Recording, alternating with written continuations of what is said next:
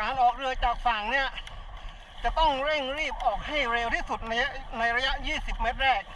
เพราะคลื่นจะยกตัวสูง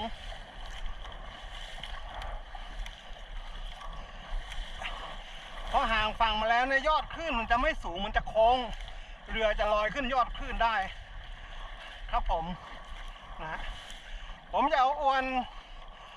หัวใหม่ออกไปเปลี่ยนเอาอันเก่าขึ้นมาอันเก่าเมื่อวานกระแสน้ำไหลเชี่ยวอวนหมุนเป็นเกลียวหมดเลยครับผมนะอีกไกลกว่าจะถึงตำแหน่งอวนเนี่ยผมปิดกล้องก่อนนะครับสวัสดีครับ